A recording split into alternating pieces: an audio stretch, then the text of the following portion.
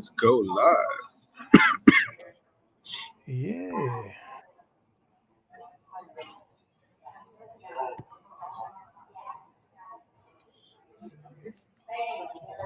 I'm live. How you doing? No, really, buddy? Yeah. How you looking? Are you live?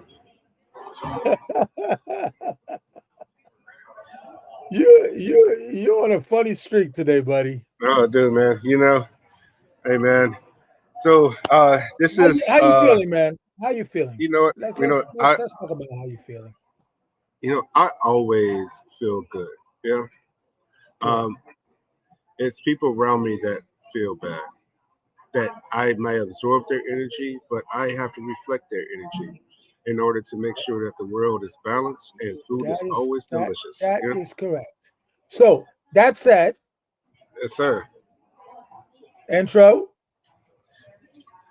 Welcome, everyone, to Roots, Heart, and so and Soul, baby. so excited, man. So we have a chance to redo one of the episodes that we had missed, that would have concluded season 2.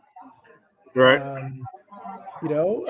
34 episodes, and it's a privilege because unfortunately his other half is not here, who is a dear friend of mine. hmm But we're going to have a great conversation with this young man. We are. So it is Todd, Chef Todd Richards, of course, the great chef Stephan, Roots Art Soul Podcast, Heritage Radio Network, episode 34, end of season 2. The world is good, life is good, So everything is grand. I'm gonna have to Oh have a man, little rum for. I'm gonna have you're to gonna have little to have. run for the occasion, and I'm in Philly where Omar is, and I just got a great glass of whiskey, ready to So toast. So so here's a funny thing, and we're gonna have this conversation with Omar okay, because we just celebrated Haitian Heritage Month, right, which is the whole month of May, correct. and I found out through the grapevine that hmm they turned their restaurant. They had a complete Haitian menu for the whole month of May, Wow. um, celebrating in Philly. So we're Okay, going to have a conversation about that. We're going to have a conversation about honeysuckle, which is correct. their big project. So they started as a sort of a market. Now they turned it into a restaurant as well. Okay. So there's a lot to talk about, man. It is, and it is. I mean, it's so crazy to be in Philly and not even got over there. So I begged Omar for a reservation for You do tomorrow. have to get over there, and I unfortunately, did. I had to beg. Sometimes when these chefs get to a status, you can't ask anymore. You got to beg. To get he's you he's in. been he's sort of been But on a status for a while though. right. So, So you but can't you but can't you can't let's blame do him them too right. much. You can't Since the blame other him half, too much. You can't blame him too much. since the other half is not here, he gets the brunt of this hard time that we're going to give him. There you So, go. all right. So, So without further ado, man, let's welcome to the stage. Let's welcome to this conversation, Mr. Omar Tate, one half of Honeysuckle. welcome, my friend. Good to see you. Good to See talk to y'all, you. man. Good to be seen. Appreciate y'all, Yeah, man. Thanks for the yeah. invitation. Thanks for the invitation. Of course. And, this is, and we get excited about a lot of guests that come along, here to RHS. But this, you in particular, my friend, well, we have history. You and Stefan have history. So this is really great way to end season 2. Talking about the past, making a pathway to the future and understanding, who you are, your family, and how delicious food is the catalyst for the life that you live. So, Let's do a quick. welcome. Let's do a quick. I don't see Omar on top here. Yeah, I Onion, see him. He's there. he's there. Okay, Yeah, good. yeah, he's here. He's right here in front of Okay, us. All okay, right. okay, good. All right. So Do the bio. Come on, Omar. If you don't know, if you ever want your bio professionally read, you Yeah. have to hire Chef Stephan because only he's the only one. At 34, I did the first two, and then Stefan did it after that. That's like he's got the bio for Roots Art Soul, Oh yeah. podcast here. So go Yeah. ahead. I mean, that baritone voice that he has, he tells a story better than anybody else. Yeah. So You got the Teddy P going on. You know. yeah, So go ahead, Stefan. Let's hear this wonderful bio. Yeah. Both based in the city of brotherly love, Philadelphia, Chef Omar Tate and Chef Sybil Santoud, Haitian American and African American chefs, who together founded Honeysuckle Project, a multifaceted food company that focuses on the nuanced cultures and cuisine of the Black diaspora. A Beard Foundation nominated semifinalist, Chef Sybil has evolved as an artist using multiple mediums to the full breadth of Black history during the last 21 years as an industry professional. She has been recognized by the Philadelphia Business Journal as a woman of distinction. Rising Star was awarded Hospitality Star of the Year by the Philadelphia Citizen and has been honored to cook at the Haitian Embassy and the estate of Jean-Michel Basquiat. Her husband, Chef Omar Tate, is a poet and a visual artist. His work serves to engage us in deeper understanding of the contextual relationships between food, storying, emotions, and place. He's integrated practices, examined and imagined timetables that are simultaneously past, present, and future in the sharing of our collective human experiences. Omar has emerged as a visionary and leader and leading thinker in the industry and was named Chef of the Year. And that said, welcome, Mr. Omar Tate. Thank you. Thank you very much. Those are all some like incredible words. You know. Um, but I just wanted to say, I'm sitting in my restaurant right now. We were supposed to be on this podcast with my wife. Um, and just to big up her, what is actually happening right now is there are family issues. So her professional side has to, decide for family issues very often. I'm very thankful for her presence. It's always, Well, you know. that's unfortunately life. And I it fills me to remember that when I invited Sybil down to Haiti, you guys weren't married yet, and to my pleasant surprise, when she told me that she was getting married, and I saw these two beautiful babies that you guys had, the privilege of calling mom and dad. I said, you know what, she's definitely in the right place, and I was very happy for my friend. So I know things can get complicated when you have family, but But the most important thing that we do as chefs is that we nourish people, and and the catalyst is because family is always first. that's 100%. right. That's We right. do everything we do for family first. Hmm. So you are equally a great representation of your family, and we grateful that you took the time to come join us on the end of season 2, episode 34 of Roots Art Soul podcast. So you're family for us, so we appreciate it. Of course. 1,000% So ourselves. Omar, let's dive right in, man. Let's talk about honeysuckle. Hmm. What Hmm. was the vision behind it? You guys are in Philadelphia. How Hmm. has the city received this project? And now you have developed it fully, um, from one vision to the next vision, which is a full blown restaurant. Talk to us about that.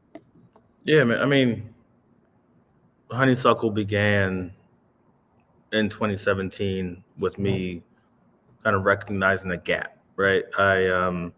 I've been working in restaurants for a long time. I've led kitchens in both Philadelphia and in New York. Um, yeah, I'd never been an executive chef in any capacity before, but I was a CDC, which was the highest title that I held, and I was looking for a true reflection of myself. You know, as a an African American, Black American, where my folks had left the South in 1929, which is one of the things that I learned. Um, I didn't feel this true connection to Southern food, to represent Southern food or even soul food, just because my mom converted to Islam when I was around 4 years old. She was Nation of Islam first, which many people did do um, in the 80s and late 70s and stuff and things like that. But the purpose of that, one of the many purposes of that, weren't just spiritual; it was political. In that conversion, you do away with the Southern identity, because if you've read How to Eat to Live, um, the main reason why the Nation of Islam said to get rid of the Southern diet or to admonish Southern sensibilities was because it had a very close tie and close relationship to um, what the Prophet, what Elijah Muhammad deemed to be the slave diet, too close to slavery. Right. Right. Um, so I wanted to create a cuisine that was reflective of Northern Black experiences, that could collect a new history, a modern history that wasn't so directly speaking towards a Southern relationship that I felt like I didn't have. Years later, not that many years later, but years later, I come to learn that like they're not separate at all. A radical, political, spiritual separation from a Southern tie still collects a Southern tie. But what I was able to do was create and shape a cuisine that's crafted around human existence and not solely about food. Um, I felt like Honeysuckle became a social, artistic endeavor beyond just a plate, and I used poetry, painting, conversations, historical record, and history to create dishes that were not tied to any regionality or any kind of like cuisine, but in an effort to, like poetry, consider and deliver and converse around the human condition. Whew. Wow. All right, dude, you just dropped so much. I mean, me being from Chicago, I understand the NOI, very, very well. I understand, those things, that you're speaking of. But but I want to get into the arts that you're talking about here, because you talked on poetry, you talked about, which is a reading art. You talking about cooking, which is a feeling art. It's a tasting art. It's not permanent, like that. And then you have this other artistic background. How do you, as a person, tie all these arts together in order to create a concept, like honeysuckle?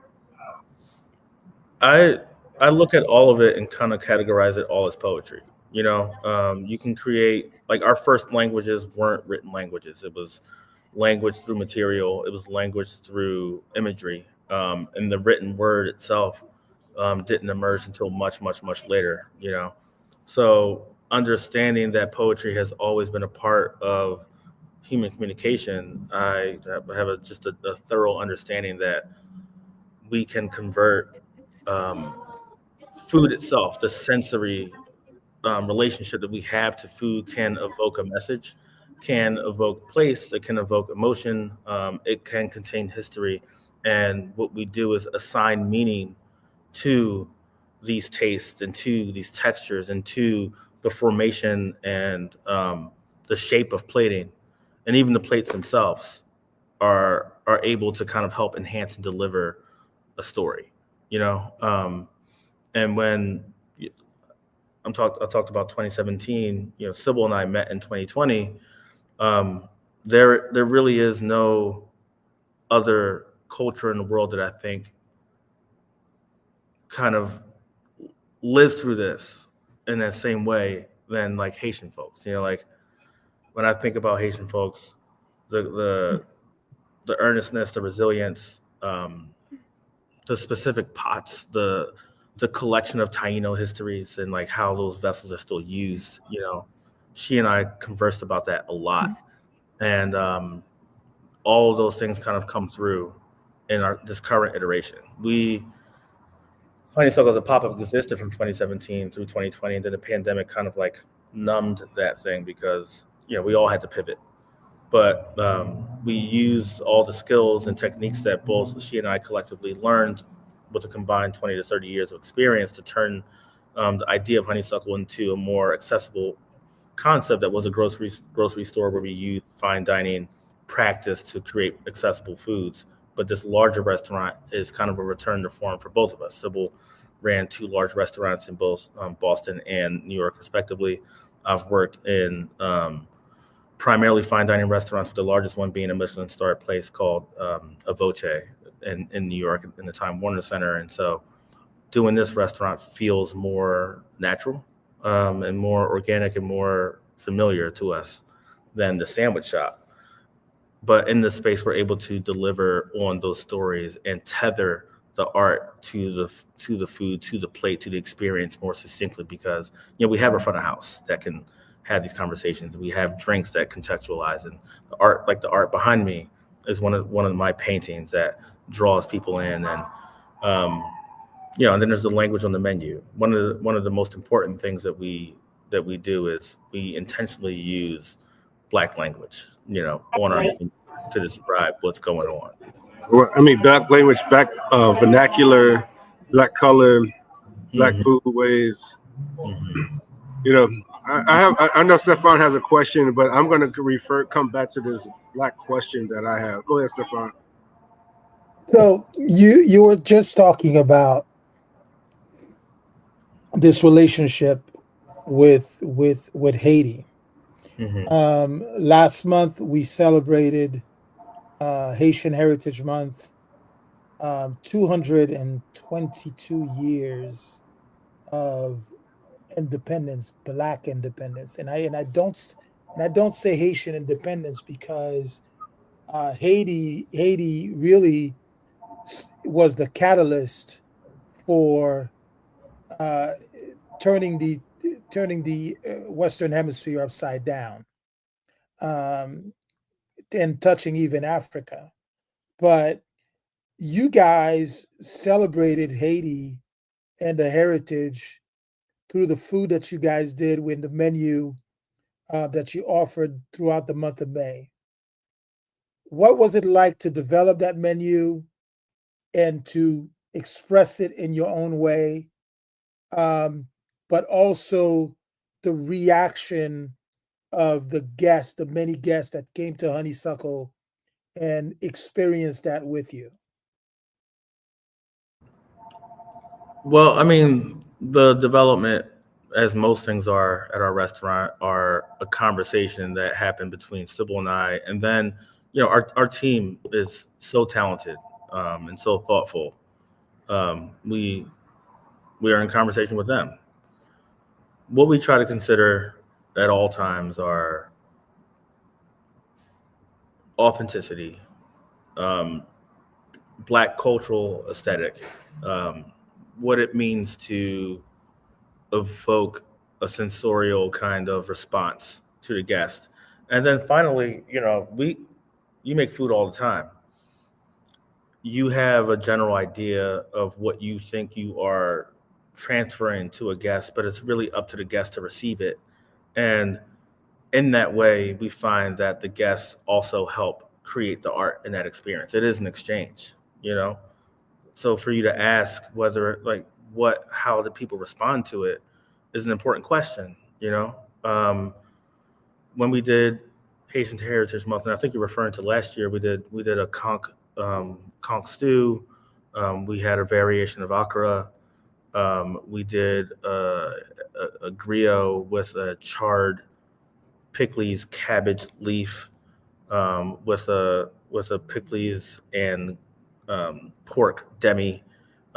We've made John ice cream. We've done douce macos as like tiny fudges that get wrapped up at the end of your meal. Um, we and we made a I'm going to butcher the name of the cake, but it's like a chocolate cake, but it was like a layered chocolate cake that I think was a marquise we made. Um, and things that we're looking ahead to, like we're making blanc manger as a dessert. We've recently done Haitian spaghetti, which is a breakfast, as one of our Don't get us on spaghetti. Go ahead. I'm sorry. Go ahead.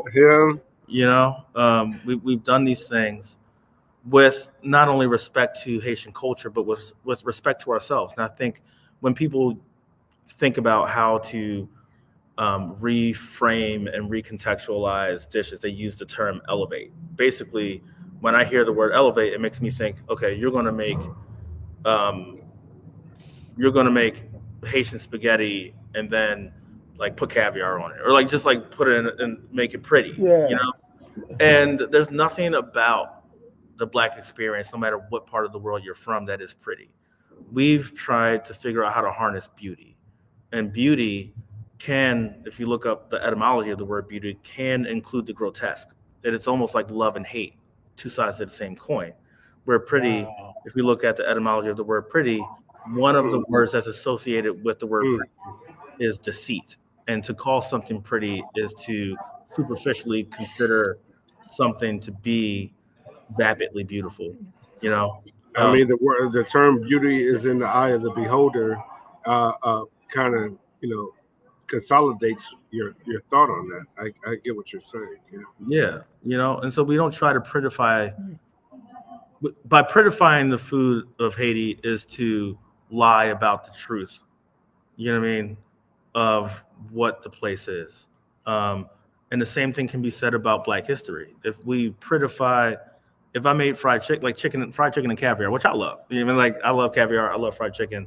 What are we doing when we do those things together? Without understanding whose hands are making the thing, whose hands can create a value around the thing. What are we doing with the things when we take, you know, when we stop making black eyed peas? What are we doing to our culture when black eyed peas don't show up in a soul food restaurant, which is something that's happening here in Philadelphia? Like these treasures, these traditions, are not showing up in our food anymore. Wow. What are we doing when we do these things? It's not really about. I don't think that beauty is about the obfuscation of truth. It is about the acknowledgement of the truth, and that's the best. That's the closest we can get to the most beautiful thing. Wow. I mean, Wow. sometimes our is not enough to weight and gravity. In this conversation, this Chef Todd Richards, of course, the great chef Stephan, Heritage Radio Network, Roots Heart Soul podcast. We're here with Omar Tate, and we're talking about so many different things in the arts and understanding Black arts in the sense of there's appreciation maybe and appropriation even more prevalent in the conversations around our food. Mhm. And what is the requirement for us as Black and brown chefs not only to serve delicious food? Because I don't know of a chef that I can go to their restaurant and they don't have delicious food. I will be hard pressed to go back. I would hard pressed to even consider them one of us. I would be hard pressed to really. You talk about beautifying, and I get it. In your background is fine dining. My background, Stephan. I mean, anyone who wants to pull a dropper out and put a dropper on a plate or wear tweezers on their jacket. We've done that. Mhm. Excuse me, immaculately. As much as anyone else. Mhm. But what is our responsibility to this food, as well as how do we ensure it's profitable for us to move forward? I I've worked in this industry a long time. You know, definitely not as long as you two. I'm saying, so do you way younger than us? So don't talk about you working in this a long time. Yeah, Yeah. but like it's a complicated thing having been like bridging the period of time when black chefs were not being discussed, right? Like But, my one thing I want to say, just make it. Our listeners are not chefs, so I want to make sure that we're quantifying, distilling it down just a little bit, so they can take it a bite, to say that this is what they need to look for when they walk into our restaurants and say, yeah, I can get a steak, but I need to order this. It's the kind of the way I want to shape the question for you to give a answer to our listeners. I see. I mean, well, something that we do at our restaurant, like that. Yes, we have a steak, right? Um, on our menu, it's a dry aged New York strip. And I'm not speaking directly towards the steak, but I am speaking towards familiarity, right? Um, one of the things that we do is like culturally, I would say is like I'm making a black restaurant, it's a black owned restaurant, and then the marketing is about making sure that black people show up at our restaurants. It's not about making sure that everyone shows up at our restaurants, and I'm like speaking very broadly. And that so I know that this is not every black restaurant, but it is something that I've seen as an ideal in marketing, right? A successful restaurant to me does not only speak to one demographic, because if that demographic doesn't show up, then who else is going to come? Um, we try to lean on nostalgia. We try to lean on memory. Whenever we talk about honeysuckle, or whenever people read the name honeysuckle, almost everyone has a relationship to that flower, that scent, that smell, an experience, a summer vacation, whatever. And that's across the scope of the diners who come here. But going back to the steak, right? Like we do a aged New York strip that is around 6 ounces. So if you are someone who enjoys a steak, you understand what those words mean. You understand what you're experiencing. Now, it is paired with taro root that we confit, and we make a hazelnut suya that is the taro, and Oh, Lord. it comes with a demi, a beef demi, and then there's a basically like a West African, almost like jollof inspired tomato condiment that comes with that. So you get the familiarity, and then you get to experience something new if you are not of the diaspora, and that goes for Black folks too. Like this is not that unfamiliarity is not specific to any particular demographic. Like I never Absolutely, West African absolutely. flavors until I became an adult. I knew Caribbean, but I did not know West African flavors until I became an adult. You know what I mean? How do we make that profitable? I mean, like any other restaurant, you gotta hit your numbers. You gotta make sure that your food cost is 28% per recipe, not just 28% across, but per recipe. You got to make sure that the labor going into it makes sense, and that if there is waste, you're mitigating waste and you're utilizing the waste. Or, all these things, they don't change just because it's a culturally specific restaurant. You know what I mean? Right. I know Stefan has another question, but I just want to follow up right quick, and then I'll give it to Stefan. Though, because I want to make sure that people understand that when they walk in, there's not $5 this and $7 that into your restaurant, that you're representing a culture, and you're giving the best ingredients, the best interpretation of these dishes, and it comes with a price, and that they don't show up expecting, looking at you and your family on the surface, that you're black, we're black, it should be cheap. That's what I want to make sure that I express that, going forward. No, I appreciate that. I mean, we definitely deliver what we consider a fine dining experience.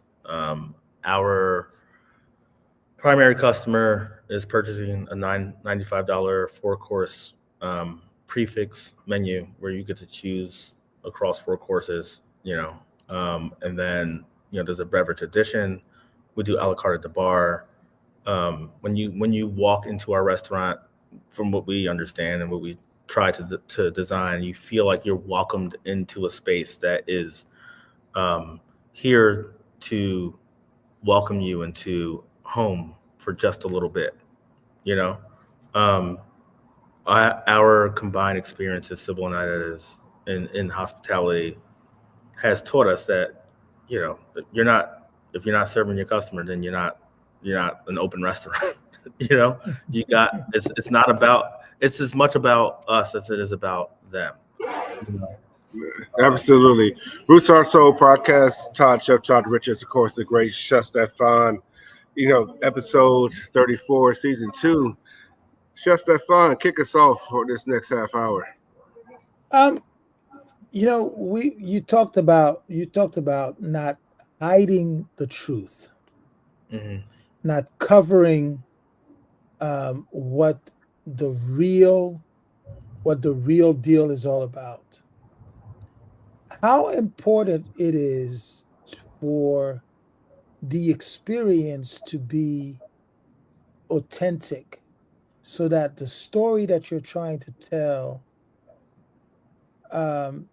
is understood as much as it is received in a way so that the person who is coming to eat at your restaurant can truly experience what you're trying to convey. Man, honestly, I think it begins with generosity. You know, the act of serving food is a generous act in general, and we in the front of house we demonstrate an incredible amount of generosity. And the beauty and the conflict in Black cuisine is that our food is born from violence. It is shaped around violence, and it has survived by overcoming the effects of violence. And that overcomeness, the product of that is one of the things of one of the marks of beauty. I don't think you know there needs to be a, a huge conversation around what that is if you come into a space like ours where you are surrounded by all the things that shape it. Like you're surrounded by the art, you're reading the language, you're seeing the ancestors, most of our staff is Black, most of our staff is women, half of our staff is queer. It's just like we're just trying to embody like the full breadth of humanity that I think Blackness has been denied, and using the least amount of words as possible to do it, because when you center something, it's not exclusionary. I think our society does a really good job at centering whiteness. It doesn't mean that we can't participate in culture and society. It just means that we're not at the center. Our restaurant, Blackness is at the center. That doesn't mean that white folks can't participate or whoever. The story is being delivered because it is the default, and I think that's something that we've always wanted to do. So when you are the default and when your story is always the return to center, less is more. And then we do a lot less. Yeah, I mean, like I'm texting people as we talk about. It's like, I got a reservation. Do you? Yeah, yeah. I mean, because I know that some people we had on this podcast, like Matthew Rafferty, they're coming to Philadelphia this week. It's like I don't know what y'all gonna do, but I'm going over there. We're going to Honeysuckle. So we're going to Honeysuckle. Go ahead, Stephan. So, Omar, now that you guys have developed this new space, you're still continuing with the original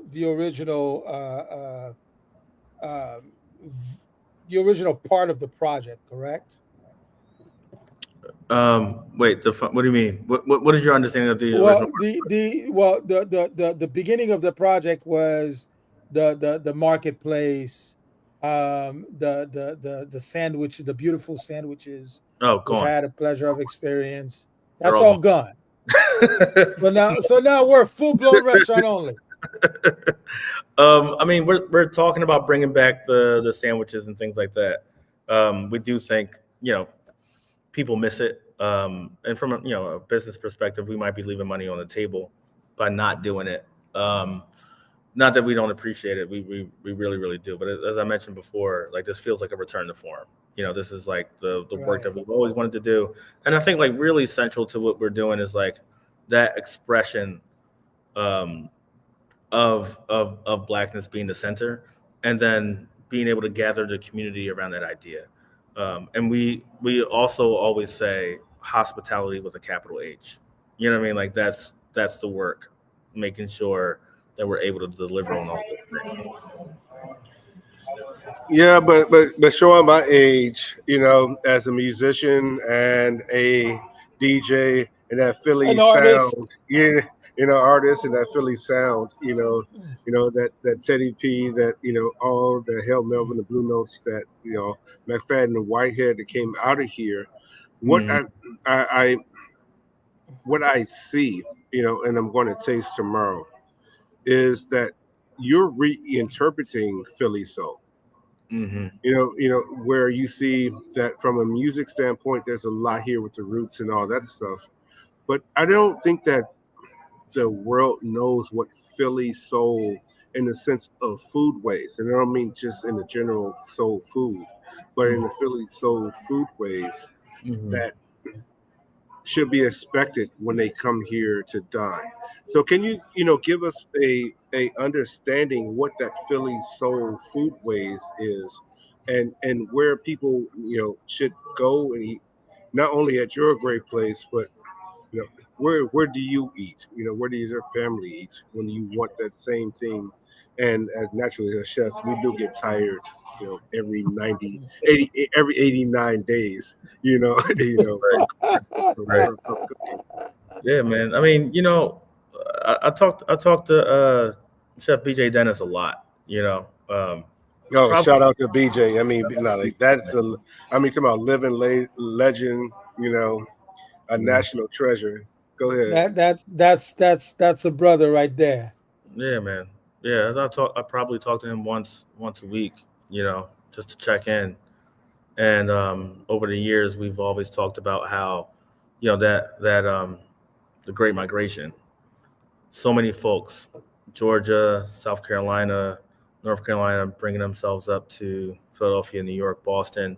Um, we don't really acknowledge the fact that so many of our food relationships are not just like agricultural, but also coastal.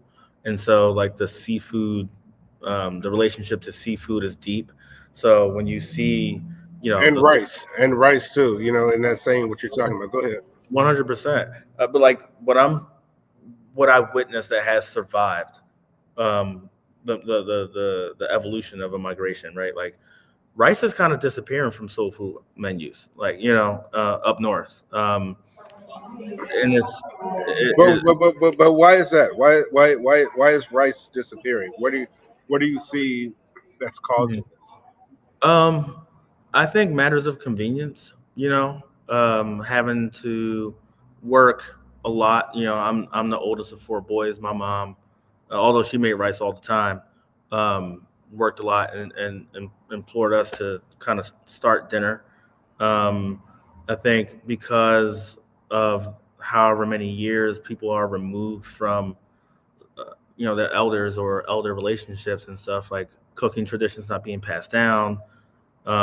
There's a incredible amount of amalgam that happens in the North, where like I can remember more times that my mom has made spaghetti and like Alfredo at home than I can remember Southern dishes. Although she did make succotash and she did cook okra and stewed Brussels sprouts and stewed greens and things like that.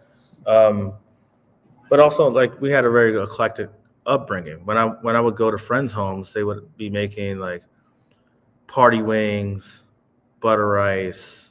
But people, I had lima beans at home. I mean, but rice was 3 dishes. I mean, if you had a pot of rice, that was for that dish. The next dish it could be warmed up, and then it could be a dessert after that. It could have been rice pudding. It could have been 3 dishes. Right. Coming, But that's coming. what I'm saying. I think that Sure. kind of education around the food ways has been being diminished because of matters of convenience and accessibility issues and I knowledge mean, share. I call it the cellophane generation. When you walk into the store and 90% of anything out of the produce aisle is wrapped in plastic, it is a cellophane generation. That your meats are wrapped in cellophane, your convenience foods for like macaroni and rice and are wrapped in cellophane, and Mhm. so that what you say is that people don't know how to freaking cook. They don't I know. mean, Yeah. That's okay, being lost. That tradition is being lost. But it's also being like reflected in our restaurants, is what I'm saying. Like okay. when I'm telling you that it's hard for me to name a black restaurant right now that's selling black eyed peas, I'm very serious. Like that is Wow. in Philadelphia, and like it's not I, to. I don't think that's exclusive to Philadelphia. I mean, I really truly think that what you're saying about black eyed peas and crowder peas and many other peas, it might be lost in. But go ahead with your thought. Yeah, I mean, like the finality of my thought is like it's not to like shame our community in any way whatsoever, but it is to um, reintroduce and say, hey, these things one not only are delicious, which is like like getting people to engage in something because they enjoy it is first and foremost. It has to be enjoyable, and then it is actually ours, and it is something that has nourished us for a long time. And I do think that those relationships have been reformed, reshaped, and reoriented because of different um, social things that have changed our relationship to food. You know, um, but we can be unhealthier for it in like a physical way and in a mental way and in a cultural way. Like all those things are important, and so it's Wait, important for wait, us hold on, to talk about hold on 1 second. You said that we can be unhealthier it. because we are not doing what? I want to make sure I heard that correctly. I agree with you, but I want to make sure you say it one more time so I can understand it a little bit better. I think that we can be unhealthier by not remembering the relationships we had to the foods that have sustained us for a long time because those foods generally were healthier for us. But it's not just a physical health, it's a mental and spiritual and relational health that we have to one another. Is that shame? Is that shame? No, I don't. I think it's a recognition of things changing and asking and demanding for those things to be remembered. And I don't think that necessarily has to be shame because I think that we're all doing the things we need to do for ourselves to make ourselves feel safe. Yeah. So in that safety though, why are lemon pepper wings more safe than black eyed peas? Just Some, in the cultural reference, I'm just I mean, sometimes I think safety can be about like the thing that makes the most sense to you in the moment. You know what I mean? Sometimes pleasure takes over necessity. Sometimes your mental health depends on a moment of pleasure. You I think it can become a challenge when that that becomes the norm, you know. But I don't really know what's going on in everyone's household. What I can say is that our restaurants are responding to the things that we care the most about now, right? And if we care the most about lemon pepper wings and less about rice, then as a business owner, you might want to make that decision. I think that what we do at Honeysuckle is like placing our value proposition in the things that we think we should care about. We should remember. the reason why I said lemon pepper wings. Sorry, Stefan. I just want to say That's this right okay. quick. Hmm. Is that I grew up as a kid eating lemon pepper wings. My Mm, grandmother would put them in the broiler. She used Mrs. Dash, a little bit of lemon juice, and put them in the broiler. They were crispy, charred, that black pepper, and she served them with rice. Mm-hmm. So, like, it's an era that I grew up in that you cannot serve chicken without rice. Mm-hmm. And what you're saying is like, how did we diminish rice? When we have a historical person like BJ and Gullah Geechee cuisine, knowing that we were brought here to cultivate rice and bring rice here, I really just enjoy you just saying all that and bringing me back to me being 7, 8 years old, standing next to my grandmother with that Mrs. Dash, and my grandfather made the best damn Kool-Aid I ever had in my life. He had that recipe, man. He got it in there and everything. And then his things, like, he had 4 cans of lemon lime pop, and put it in there. So you get this, and just sitting there as a kid with like these lemon pepper wings, and it was a half chicken, but I always got the wing and that rice. Those are the stories that I think we need to tell more. Go ahead, Stefan. You know, let's talk about this amazing marriage, both not only between two amazing people, but a marriage of culture, if you will.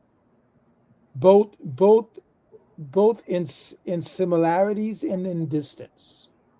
Stefan over here testifying. Go ahead. Both in similarities and in distance. How do you express that this joining of the minds, this joining of culture, this joining of uh, how do you express that in the food that you cook at Honeysuckle? But more than that, what is that dish that sort of tell the story of this marriage? What is the dish in the restaurant that defines or that tells the story of you both coming together, you and Sybil? I hate to break it to you, man. I don't think it's one single dish. I think it's a collection. It's a collection of dishes, and I think that, like, we've been it's been a journey of one, just not learning one another, but learning what's important culturally to one another. Um, and then, sometimes that shows up as like dishes that are siloed in the space of Haiti, and dishes that are siloed in the space of like my relationship to my Black Americanness, and particularly it's like South Carolina. And then other times, where we find the most synchronicity and synergy, I think, is like, let's remove the context of our ethnic and cultural relationships and consider the fact that we're both chefs, and we care about food, and we care about hospitality, and we care about sharing, and we care about reading and history. Um, and when we do that, that's when I think the beauty of our marriage actually shows up in the food, because we are able to bring our true selves through those non-distinct forms. So going back to Haitian spaghetti, for example, um, Sybil loves chestnuts. Loves chestnuts. I know that chestnuts are an important ingredient in some Haitian dishes. I have a very good relationship with Anson Mills, who just so happens to sell chestnut flour. That is Appalachian chestnut flour. Mhm. I presented this to her and said, why don't we make the pasta out of chestnut flour instead of the flour that, I mean, I know that the pasta that is sold to Haitians and even at Haitian places in America it's a wheat pasta, but it's also colored with yellow number 5 to make it even more bright. And Correct. it's not a necessarily like healthy thing, but it is your pasta. If we could make it real and rooted in the thing that she cares about, which also happens to be American and also happens to be from the place that I care very much about, we can then begin with a pasta. Then the next step from there is to how do we make it still relative to the authenticity of the dish itself. So the Haitian spaghetti is tomato paste based with smoked herring and hot dogs. I make a crawfish boudin because I care very much about, again, the history of Black foodways. So we make a smoked crawfish boudin because that is the best sausage I've ever had in my life. I had Oh, it in wow. once. Oh, I brought it back. wow. Really, I eat it like I love it. Hot dogs are smoked. There is a symbiosis between the two things that we care about there. There's the hot dog that has to be there, or the sausage in particular, that has to be in Right. the pasta. But here's a level of not just Americanness, but Boudin has a relationship to France. Haiti clearly has a relationship to France. Like, we're asking questions now when we introduce this into the dish, right? Absolutely. The sauce that we make is a tomato-based sauce that we combine with an XO that we make that is of West African smoked shrimp and smoked herring and a bunch of other Ooh. spices, which includes Scotch bonnet. But we don't make pasta sauce. We're adhering to the Right. statement. We're adhering to the authenticity. And then we finish it with Epi's butter, and then we finish it like Lord, you're singing. boudin. You're singing my song. And But just a very side note. Oh A lot God. of people um, tend to slightly confuse breadfruit nut mm-hmm, with chestnut mm-hmm, in Haiti.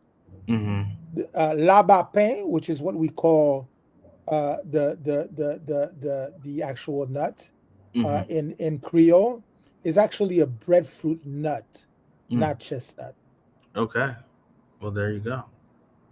Um, And, and, and go ahead, Stephan. I mean, me just being a Chicagoan, you know, who who understands spaghetti in the most Haitian way, the most mafioso way, the most Dominican way.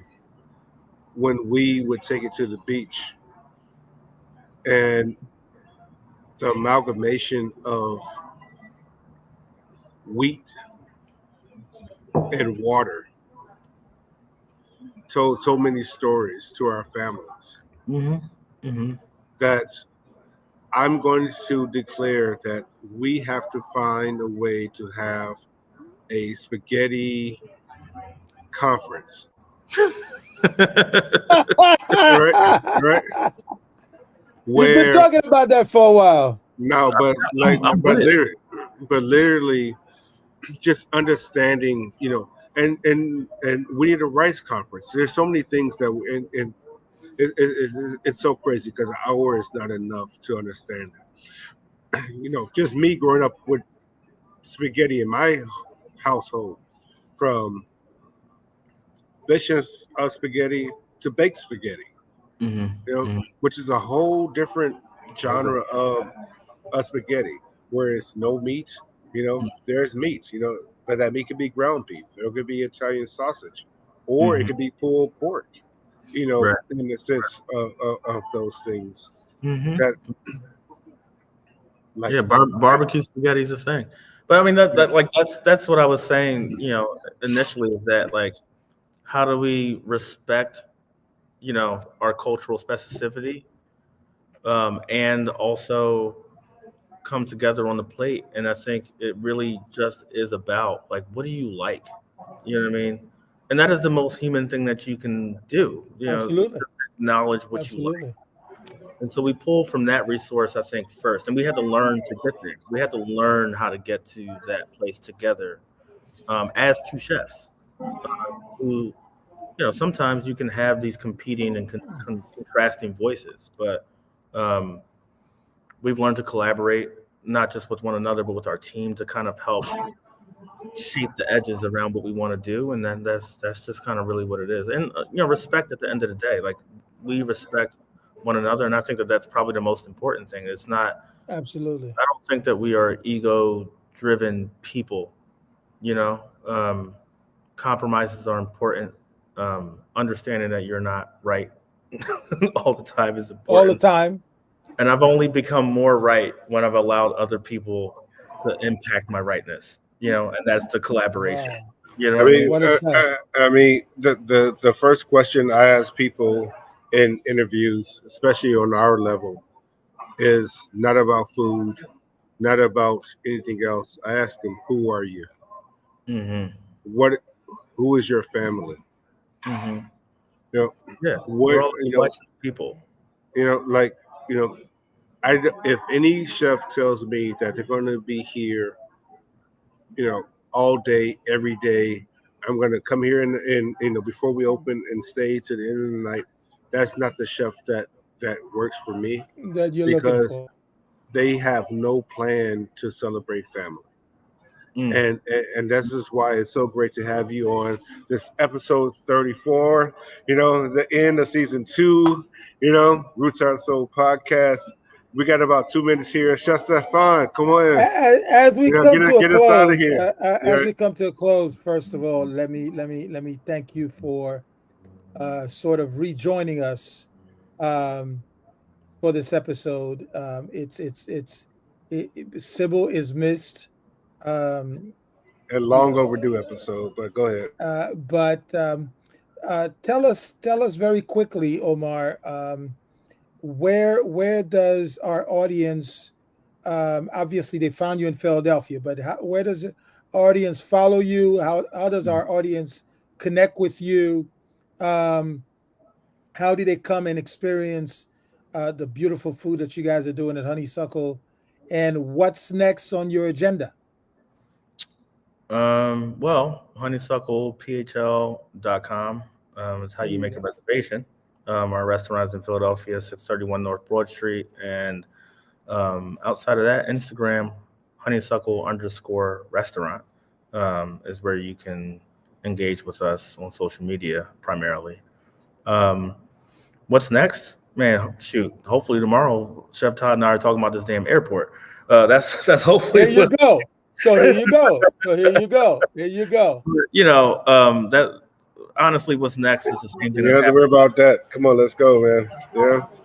What's next is what's happening today. We Mm. are focused on making this restaurant successful, and that is Here you that go. that is what's next. Um, Anything on your calendar? Anything on your calendar next couple of months? we're doing a menu change on Juneteenth for summer. Oh, Um, Juneteenth. Oh my goodness. Nicole, we got good. Nicole. Okay, go ahead. I'm sorry. I'm just thinking in my head. no, We, I we mean got that's the yeah, biggest thing. And then my, yeah, my oldest is graduating high school on June 13th. That's exciting. yeah. Other than that, man, I just want to give y'all flowers, man. Y'all been there's a lot of folks in the game who've been doing this thing for a long time, and I really appreciate y'all. Before I knew Chef Stephan, Sybil spoke so highly of you, and Chef Todd, you and I go back to meeting Throw at it back. the Pit Cook Yeah. barbecue. And I, I I didn't get a chance to reference it in this interview, but your book Soul is something that I often go back to, especially for its like photography. In the You know what? To be honest with you, I go back to it too. Um, Roots Art. So it's really great to see Stefan there. And the legacy that I want to build is for the next generation. But I'm good. I am so good knowing that I have Stefan. I got you. I got everyone else around me. I'm going to rest easy. You know, Not really because I got more stuff popping up. You But got work to do, buddy. You got work let's to go. do, Let's buddy. go. I got work to do. There is no resting easy. And No, and no, no, and and, and talk no, about no. resting easy, ladies and gentlemen. Go ahead. We're coming to a close for this episode. Join us for the new season, season 3.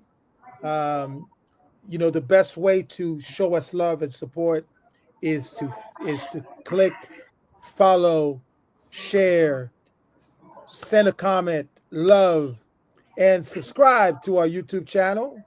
And